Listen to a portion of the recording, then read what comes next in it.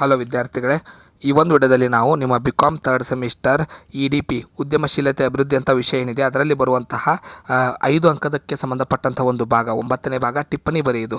ಇದಕ್ಕೆ ಸಂಬಂಧಪಟ್ಟಂತೆ ಯಾವ ಪ್ರಶ್ನೆಗಳು ಬರುತ್ತೆ ಹಾಗೆ ಅವಕ್ಕೆ ಹೇಗೆ ಉತ್ತರವನ್ನು ಬರೀಬೇಕು ಅನ್ನೋದ್ರ ಬಗ್ಗೆ ಡಿಸ್ಕಷನ್ ಮಾಡೋಣ. ಸೊ ಮೊದಲನೇ ಪ್ರಶ್ನೆ, ಜಿಲ್ಲಾ ಕೈಗಾರಿಕಾ ಕೇಂದ್ರದ ಮೇಲೆ ಟಿಪ್ಪಣಿ ಬರೆಯಿರಿ. DIC. ಸೊ ಜಿಲ್ಲಾ ಕೈಗಾರಿಕಾ ಕೇಂದ್ರವನ್ನು DIC ಅಂತ ಕರಿತೀವಿ. ಕೆಲವೊಂದು ಬಾರಿ ಡೈರೆಕ್ಟಾಗಿ DIC ಮೇಲೆ ಟಿಪ್ಪಣಿ ಬರೆಯಿರಿ ಅಂತ ಪ್ರಶ್ನೆ ಬರುತ್ತೆ. ಸೊ ಟಿಪ್ಪಣಿ ಮೇಲೆ ಯಾವುದೇ ಪ್ರಶ್ನೆ ನೀವು ಉತ್ತರ ಬರೆಯುವಾಗ ಏನು ಮಾಡ್ಬೇಕಂದ್ರೆ ಅವುಗಳಿಗೆ ಸಂಬಂಧಪಟ್ಟಂತೆ ಅರ್ಥ ಮತ್ತು ಅವುಗಳ ಕಾರ್ಯವನ್ನು ಅಷ್ಟೇ ಬರೆದ್ರೆ ಸಾಕು. ಸೊ ಈಗ ಫಸ್ಟು DIC ಬಗ್ಗೆ ನೋಡ್ತಾ ಹೋಗೋಣ. 1975ರಲ್ಲಿ ಆರಂಭಿತವಾದ ಜಿಲ್ಲಾ ಕೈಗಾರಿಕಾ ಕೇಂದ್ರಗಳು ಮಾದರಿ ಕೇಂದ್ರಗಳಾಗಿದ್ದು ಸಣ್ಣ ಪ್ರಮಾಣದ ಕೈಗಾರಿಕೆಗಳ ಅವಶ್ಯಕತೆಗಳನ್ನು ಪೂರೈಸುವ ಸಾಧನಗಳಾಗಿ ಸೇವೆ ಸಲ್ಲಿಸುತ್ತಿವೆ. ಇವು ಪ್ರಾರಂಭ ಆಗಿದ್ದು 1975ರಲ್ಲಿ. ಇವುಗಳ ಸೇವೆ ಸಣ್ಣ ಕೈಗಾರಿಕೆಗಳಿಗೆ ಸಂಬಂಧಿಸಿದೆ. ಸಣ್ಣ ಕೈಗಾರಿಕೆಗಳನ್ನು ಆರಂಭಿಸುವ ಹಂತದಿಂದ ಹಿಡಿದು ತರಬೇತಿ, ನೋಂದಣಿ, ತಾಂತ್ರಿಕ ಸಹಾಯ, ಮಾರುಕಟ್ಟೆ, ಹಣಕಾಸು ಹೀಗೆ ಎಲ್ಲ ತರಹದ ಸೇವೆಗಳನ್ನು ಇವು ಒಂದೇ ಚಾವಣಿ ಅಡಿಯಲ್ಲಿ ಒದಗಿಸುತ್ತವೆ. ಅಂದರೆ ಇದಕ್ಕೆ ಸಂಬಂಧಪಟ್ಟಂತೆ ತರಬೇತಿ ಇರ್ಬೋದು, ಅಂದರೆ ಸಣ್ಣ ಉದ್ಯಮ ಪ್ರಾರಂಭಿಸಬೇಕಂತಿರುವಂಥ ವ್ಯಕ್ತಿಗಳಿಗೆ ತರಬೇತಿ ಕೊಡೋದಿರ್ಬೋದು, ಅದನ್ನು ನೋಂದಣಿ ಮಾಡೋ ಪ್ರಕ್ರಿಯೆ ಇರ್ಬೋದು, ಅದಕ್ಕೆ ತಾಂತ್ರಿಕ ಸಹಾಯ ಇರ್ಬೋದು, ಅದಕ್ಕೆ ಬೇಕಾಗಿರೋ ಮಾರುಕಟ್ಟೆಯನ್ನು ಒದಗಿಸುವುದಿರ್ಬೋದು, ಎಲ್ಲ ರೀತಿಯ ಸೇವೆಗಳನ್ನು DIC ಒದಗಿಸುತ್ತದೆ. ಇದರ ಕಾರ್ಯಗಳು: ಜಿಲ್ಲಾ ಕೈಗಾರಿಕಾ ಕೇಂದ್ರಗಳು ಸಣ್ಣ ಪ್ರಮಾಣದ ಕೈಗಾರಿಕೆಗಳ ಪೋಷಣೆ ಹಾಗೂ ಅಭಿವೃದ್ಧಿಗೆ ಪೂರಕವಾಗುವ ಸಕಲ ರೀತಿಯ ಸಹಾಯವನ್ನು ಒದಗಿಸುತ್ತವೆ. ಇವುಗಳಲ್ಲಿ ಕೆಳಗಿನವುಗಳು ಕೆಲವೊಂದಿಷ್ಟು ಕಾರ್ಯಗಳಾಗಿವೆ. ಒಂದನೇದು ನೋಂದಣಿ. ಹಂಗಾಮಿ ಮತ್ತು ಶಾಶ್ವತ ನೋಂದಣಿ ಪ್ರಮಾಣಪತ್ರವನ್ನು ಒದಗಿಸುವ ಮೂಲಕ ಕೇಂದ್ರ ಸೇವೆ ಸಲ್ಲಿಸುತ್ತದೆ. ಈ ತೆರನಾದ ನೋಂದಣಿಗಳಿಂದ ಈ ಕೆಳಗಿನ ಪ್ರಯೋಜನಗಳಿವೆ. ನೋಂದಣಿ ಮಾಡೋದರಿಂದ ಏನು ಲಾಭ? ಕೈಗಾರಿಕಾ ಪ್ಲಾಟ್ ಅಥವಾ ಕೈಗಾರಿಕಾ ಪ್ರದೇಶದಲ್ಲಿ ಭೂಮಿ ಪಡೆಯಲು ಅನುಕೂಲವಾಗುತ್ತದೆ. ಆದ್ಯತೆಯ ಮೇರೆಗೆ ವಿದ್ಯುತ್ ಶಕ್ತಿ ಮತ್ತು ಟೆಲಿಫೋನ್ ಸೌಕರ್ಯ ಪಡೆಯಬಹುದು. ಹಣಕಾಸಿನ ನೆರವನ್ನು ಪಡೆದುಕೊಳ್ಳಬಹುದು.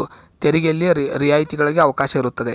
ಸರ್ಕಾರಿ ಕೋಟಾದಡಿಯಲ್ಲಿ ಸುಲಭ ಹಾಗೂ ರಿಯಾಯಿತಿ ಬೆಲೆಯಲ್ಲಿ ಕಚ್ಚಾ ವಸ್ತುಗಳ ಪೂರೈಕೆಯನ್ನು ಮಾಡ್ಕೋಬಹುದು. ಸರ್ಕಾರಿ ಸಂಸ್ಥೆಗಳ ಮೂಲಕ ಉತ್ಪಾದಿತ ವಸ್ತುಗಳನ್ನು ಮಾರುಕಟ್ಟೆಯಲ್ಲಿ ಮಾರಾಟ ಮಾಡಬಹುದು. ಎರಡನೇದ್ದು ಅಂದರೆ ಇದು ಮೊದಲನೇದ್ದು ನೋಂದಣಿ ಮಾಡಿಸಿದ ನಂತರ ಇಷ್ಟೆಲ್ಲ ಅನುಕೂಲಗಳು ಮಾಡಿಕೊಡುತ್ತೆ ಅದು DIC. ನಾವು DICಲಿ ನೋಂದಣಿ ಮಾಡಿಸಿದಾಗ. ಈಗ DIC ಹಣಕಾಸಿನಲ್ಲಿ ಯಾವ ರೀತಿ ನೆರವು ಮಾಡುತ್ತದೆ? ಪ್ರಧಾನಮಂತ್ರಿ ರೋಜ್ಗಾರ್ ಯೋಜನೆಯ ಮೂಲಕ, ಜವಾಹರ್ಲಾಲ್ ರೋಜ್ಗಾರ್ ಯೋಜನೆಯ ಮೂಲಕ. ಸೊ ಈ ತೆರನಾದ ಅನೇಕ ಯೋಜನೆಗಳ ಮೂಲಕ ಉದ್ದಿಮೆದಾರರಿಗೆ ಹಣಕಾಸಿನ ನೆರವನ್ನು ಇದು ಒದಗಿಸುತ್ತದೆ. ನಿರುದ್ಯೋಗಿ ಯುವ ವರ್ಗಕ್ಕೆ ಈ ಯೋಜನೆಯು ಅನ್ವಯ ನೆರವು ನೀಡಲಾಗುತ್ತದೆ. ಶಿಕ್ಷಣ ಪಡೆದ 18ರಿಂದ 35 ವರ್ಷದೊಳಗಿನ ಹಾಗೂ ಕಡಿಮೆ ವರಮಾನ ಹೊಂದಿದ ವರ್ಗದವರು ಈ ಯೋಜನೆಯ ಫಲಾನುಭವಿಗಳಾಗಿರುತ್ತಾರೆ. ಮೂಲ ಬಂಡವಾಳ. ಜಿಲ್ಲಾ ಕೈಗಾರಿಕಾ ಕೇಂದ್ರಗಳು ರಾಷ್ಟ್ರೀಕೃತ ಬ್ಯಾಂಕ್ ಹಾಗೂ ಹಣಕಾಸು ಸಂಸ್ಥೆಗಳ ಸಹಯೋಗದೊಂದಿಗೆ ಸ್ವಂತ ಬಂಡವಾಳದಿಂದ ಉದ್ಯಮ ವರ್ಗಕ್ಕೆ ಮೂಲ ಬಂಡವಾಳ ಒದಗಿಸುವ ಕಾರ್ಯವನ್ನು ಮಾಡುತ್ತದೆ. ಅಂದರೆ ಹಣದ ಸಹಾಯನೂ ಮಾಡುತ್ತೆ, ಹಣಕಾಸಿಗೆ ಸಂಬಂಧಪಟ್ಟಂಥ ಇತರೆ ಸಹಾಯಗಳನ್ನು ಮಾಡುತ್ತೆ. ಉದ್ಯಮಶೀಲ ಅಭಿವೃದ್ಧಿ ಕಾರ್ಯಕ್ರಮ. ಜಿಲ್ಲಾ ಕೇಂದ್ರ ಉದ್ಯಮಶೀಲ ಅಭಿವೃದ್ಧಿ ಕಾರ್ಯಕ್ರಮಗಳ ವಿಚಾರ ಸಂಕಿರಣ ಏರ್ಪಡಿಸುತ್ತದೆ ಹಾಗೂ ಸುಸಂಘಟಿಸುತ್ತದೆ. ತರಬೇತಿ ಹಾಗೂ ಪ್ರಗತಿಗಾಗಿ ಉದ್ಯಮಗಳಿಗೆ ಪ್ರೇರಣೆಯನ್ನು ಇದು ಒದಗಿಸುತ್ತದೆ.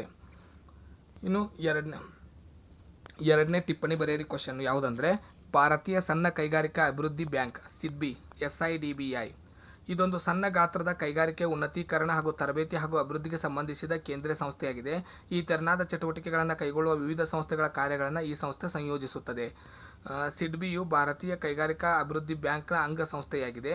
IDBIನ ಸಂಬಂಧಿತ ಸಣ್ಣ ಗಾತ್ರದ ಕೈಗಾರಿಕೆ ಎಲ್ಲ ಖಾತೆ ಹಾಗೂ ಚಟುವಟಿಕೆ ಕಾರ್ಯಗಳನ್ನು ಕೈಗೊಂಡಿದ್ದು ಏಪ್ರಿಲ್ 2, 1990ರಿಂದ ಸೇವೆ ಸಲ್ಲಿಸುತ್ತಿದೆ. ಇದರ ಕೇಂದ್ರ ಕಚೇರಿ ಲಕ್ನೋದಲ್ಲಿದೆ. 5 ಪ್ರಾದೇಶಿಕ ಕಚೇರಿಗಳನ್ನು ಹಾಗೂ ರಾಜ್ಯಗಳಲ್ಲಿ ಶಾಖಾ ಕಚೇರಿಗಳನ್ನು ಹೊಂದಿದೆ. SIDBIಯ ವಿಶೇಷ ಯೋಜನೆಗಳು ಕಾರ್ಯಗಳು: ಸಾಮಾನ್ಯ ಯೋಜನೆ, ಸಣ್ಣ ಪ್ರಮಾಣದ ಕೈಗಾರಿಕೆಗಳ ಸ್ಥಾಪನೆ, ಆಧುನೀಕರಣ ಹಾಗೂ ವಿಸ್ತರಣೆ. ಖಾದಿ, ಗ್ರಾಮೋದ್ಯೋಗ ಹಾಗೂ ಕರಕುಶಲ ಕೈಗಾರಿಕೆಗಳಿಗೆ ಯೋಜನೆಗಳು. ಪರಿಶಿಷ್ಟ ಜಾತಿ, ಪರಿಶಿಷ್ಟ ಪಂಗಡದ ಅಂಗವಿಕಲರಿಗೆ ಸಂಬಂಧಿಸಿದ ಯೋಜನೆಗಳು. ವೈದ್ಯಕೀಯ ರಂಗಕ್ಕೆ ಸಂಬಂಧಿಸಿದ ಯೋಜನೆಗಳು. ಮೂಲ ಬಂಡವಾಳದ ಯೋಜನೆಗಳು. ರಾಷ್ಟ್ರೀಯ ಈಕ್ವಿಟಿ ಫಂಡ್. ಮಹಿಳಾ ಉದ್ದಿಮೆದಾರರ ಯೋಜನೆಗಳು. ಮಾಜಿ ಸೈನಿಕರಿಗೆ ಸಂಬಂಧಿಸಿದ ಯೋಜನೆಗಳು. ಬಿಲ್ ಡಿಸೈಂಟ್ ಯೋಜನೆಗಳು. ಇನ್ನು ಅದರ ಕಾರ್ಯಗಳು: ಸಣ್ಣ ಪ್ರಮಾಣದ ಕೈಗಾರಿಕೆಗಳಿಗೆ ಅವಧಿಗೆ ಅನುಗುಣವಾಗಿ ಹಣಕಾಸು ನೆರವು ನೀಡುತ್ತದೆ. ಪ್ರಾಥಮಿಕ ಲೇವಾ ಸಂಸ್ಥೆಗಳ ಮೂಲಕ ಪುನರ್ ಆರ್ಥಿಕ ನೆರವು ಒದಗಿಸುತ್ತದೆ. ಸಣ್ಣ ಪ್ರಮಾಣದ ಕೈಗಾರಿಕೆಗಳ ಬಿಲ್ಲುಗಳ ಡಿಸ್ಕೌಂಟ್ ಹಾಗೂ ರೀಡಿಸ್ಕೌಂಟ್ಗಳನ್ನು ಮಾಡಿಸುತ್ತದೆ. ವಿಶೇಷ ಮಾರುಕಟ್ಟೆಯಲ್ಲಿ ಸಂಸ್ಥೆಗಳಿಗೆ ನೇರ ಹಣಕಾಸುಗಳನ್ನು ಒದಗಿಸುತ್ತದೆ. ತಾಂತ್ರಿಕ ಪರಿಣಿತರು ಮತ್ತು ಇತರ ಉದ್ಯಮಗಳ ಸಂಯೋಜಿತವಾದ ನೂತನ ವ್ಯವಹಾರಕ್ಕೆ ಸಂಬಂಧ ಬಂಡವಾಳ ನಿಧಿಯನ್ನು ಒದಗಿಸುತ್ತದೆ. ನೆಕ್ಸ್ಟ್ ಪ್ರಶ್ನೆ, ರಾಜ್ಯ ಹಣಕಾಸು ಸಂಸ್ಥೆ ಸ್ಟೇಟ್ ಫೈನಾನ್ಸ್ ಕಾರ್ಪೊರೇಷನ್. ಸಂಸತ್ತಿನ 1951ರ ಕಾಯ್ದೆ ಅನ್ವಯ ರಾಜ್ಯ ಹಣಕಾಸು ಸಂಸ್ಥೆಯನ್ನು ಸ್ಥಾಪಿಸಲಾಯಿತು. ಪ್ರತಿಯೊಂದು ರಾಜ್ಯ ತನ್ನದೇ ಆದ ಹಣಕಾಸು ಸಂಸ್ಥೆಯನ್ನು ಹೊಂದಿದೆ. ಉದಾಹರಣೆಗೆ ಕರ್ನಾಟಕ ರಾಜ್ಯ ಹಣಕಾಸು ಸಂಸ್ಥೆ, ರಾಜ್ಯ ಹಣಕಾಸು ಸಂಸ್ಥೆಗಳು ಸಾಮಾನ್ಯವಾಗಿ ಮಧ್ಯಮ ಹಾಗೂ ದೀರ್ಘಾವಧಿಯ ಸಾಲಗಳನ್ನು ನೀಡುತ್ತಿದ್ದು, ಇದರ ಅವಧಿ 10 ರಿಂದ 15 ವರ್ಷಗಳಿಗೆ ನಿಗದಿಯಾಗಿರುತ್ತದೆ. ಭೂಮಿ, ಕಟ್ಟಡ, ಯಂತ್ರ, ಸ್ಥಿರಾಸ್ತಿ ಪಡೆಯಲು ರಾಜ್ಯ ಹಣಕಾಸು ಸಂಸ್ಥೆ ಈ ಕೆಳಗಿನ ಯೋಜನೆಗಳನ್ನು ಹೊಂದಿದೆ. ಮೊದಲನೇದ್ದು ಹಣಕಾಸು ಯೋಜನೆ. ಕಸುಬುದಾರ, ತಾಂತ್ರಿಕ, ಅಂಗವಿಕಲ, ಪರಿಶಿಷ್ಟ ಜಾತಿ, ಪರಿಶಿಷ್ಟ ಪಂಗಡ, ಮಾಜಿ ಸೈನಿಕ, ಮಹಿಳಾ ಉದ್ಯಮಿಗಳಿಗೆ ಹಣಕಾಸಿನ ನೆರವನ್ನು ಒದಗಿಸುತ್ತದೆ. ವಿಕಾಸಶೀಲ ಯೋಜನೆ. ಇದು ಸಿಡ್ಬಿಯ ನಿಯೋಜಿತ ಸಂಸ್ಥೆಯಾಗಿ ಕಾರ್ಯನಿರ್ವಹಿಸುತ್ತಿದ್ದು, ತಾಂತ್ರಿಕ ಉದ್ದಿಮೆದಾರರು ಆರಂಭಿಸಿದ ಘಟಕಗಳ ಷೇರು ಬಂಡವಾಳಕ್ಕೆ ವಂತಿಕೆಯನ್ನು ನೀಡುತ್ತದೆ. ರಾಷ್ಟ್ರೀಯ ಈಕ್ವಿಟಿ ಫಂಡ್ ಯೋಜನೆ. ಕಡಿಮೆ ಬಡ್ಡಿಯ ರೂಪದಲ್ಲಿ ಸಾಲವನ್ನು ವಿತರಿಸುತ್ತದೆ. ಆಧುನೀಕರಣ ಯೋಜನೆ. ಅಸ್ತಿತ್ವದಲ್ಲಿರುವ ಘಟಕಗಳ ಆಧುನೀಕರಣಕ್ಕೆ ಹಾಗೂ ಪುನರ್ ನವೀಕರಣಕ್ಕೆ ಹಣಕಾಸಿನ ನೆರವನ್ನು ಒದಗಿಸುತ್ತದೆ. ರೋಗಗ್ರಸ್ತ ಉದ್ದಿಮೆಗಳ ಪುನಶ್ಚೇತನ ಯೋಜನೆ. ನಷ್ಟವನ್ನು ಹೊಂದಿರುವ ರೋಗಗ್ರಸ್ತ ಉದ್ದಿಮೆಗಳ ಪುನಶ್ಚೇತನಕ್ಕಾಗಿ ಹಣಕಾಸಿನ ನೆರವನ್ನು ಒದಗಿಸುವ ಮೂಲಕ ಬೆಂಬಲವನ್ನು ನೀಡುತ್ತದೆ. ನಂತರದ ಪ್ರಶ್ನೆ ವಾಣಿಜ್ಯ ಬ್ಯಾಂಕ್ಗಳು. ಟಿಪ್ಪಣಿ 5ನೇದ್ದು ವಾಣಿಜ್ಯ ಬ್ಯಾಂಕ್ಗಳ ಮೇಲೆ ಕೇಳಿದರೆ, ವಾಣಿಜ್ಯ ಬ್ಯಾಂಕುಗಳು ವಿಶೇಷವಾಗಿ ಸಾರ್ವಜನಿಕ ಕ್ಷೇತ್ರದ ರಾಷ್ಟ್ರೀಕೃತ ಬ್ಯಾಂಕುಗಳು ವಿವಿಧ ಯೋಜನೆಗಳನ್ನು ಹಮ್ಮಿಕೊಳ್ಳುವ ಮೂಲಕ ಉದ್ಯಮಶೀಲ ಅಭಿವೃದ್ಧಿ ಚಟುವಟಿಕೆಗಳನ್ನು ನಿರ್ವಹಿಸುತ್ತಿವೆ. ಪ್ರದೇಶಗಳಲ್ಲಿ ಉದ್ಯಮಶೀಲ ಹಿಂದುಳಿದ ಅಭಿವೃದ್ಧಿ ಕಾರ್ಯಕ್ರಮಗಳನ್ನು ಹಮ್ಮಿಕೊಳ್ಳುವ ಮೂಲಕ ಉದ್ಯಮಶೀಲ ಸೇವಾ ಘಟಕ, ಮಾರ್ಗದರ್ಶನ ಕೇಂದ್ರ ಹಾಗೂ ಹಣಕಾಸಿನ ನೆರವನ್ನು ಕೈಗಾರಿಕೆಗಳಿಗೆ ಒದಗಿಸುತ್ತಿದೆ.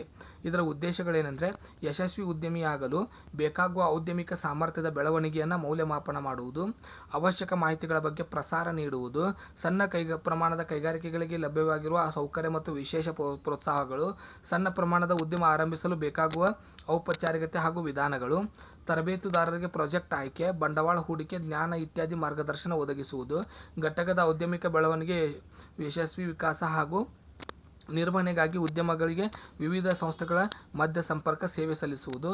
ಇದರ ಕಾರ್ಯಗಳು ಅಂದರೆ ವಾಣಿಜ್ಯ ಬ್ಯಾಂಕುಗಳ ಕಾರ್ಯಗಳು: ಪ್ರಾಜೆಕ್ಟ್ನ ತಾಂತ್ರಿಕ ಹಾಗೂ ವಾಣಿಜ್ಯಮಯ ಸಾಮರ್ಥ್ಯವನ್ನು ನಿರ್ಣಯಿಸಿ ಸಹಾಯ ಒದಗಿಸುವುದು, ಪ್ರಾಜೆಕ್ಟ್ ರಿಪೋರ್ಟ್ ಕ್ರಿಯಾ ಯೋಜನೆ ತಯಾರಿಕೆ ಮೌಲ್ಯಮಾಪನಕ್ಕೆ ಸಹಾಯ ಮಾಡುವುದು, ಪ್ರಾಯೋಗಿಕ ತರಬೇತಿಯನ್ನು ನೀಡುವುದು, ಸರ್ಕಾರಿ ಲೈಸೆನ್ಸ್ ಪಡೆಯಲು ಸಹಾಯ ಮಾಡುವುದು, ಯಂತ್ರೋಪಕರಣ ಸಾಧನ ಸಲಕರಣೆಗಳನ್ನು ಹೊಂದಲು ಸಹಾಯ ಮಾಡುವುದು, ಅವಶ್ಯಕ ನಿಧಿಯನ್ನು ಕ್ರೋಢೀಕರಿಸಲು ಸಹಾಯ ಮಾಡುವುದು, ಪ್ರಾಜೆಕ್ಟ್ ಅನುಷ್ಠಾನಕ್ಕೆ ಸಹಾಯ ಮತ್ತು ತರಬೇತಿ ನೀಡುವುದು.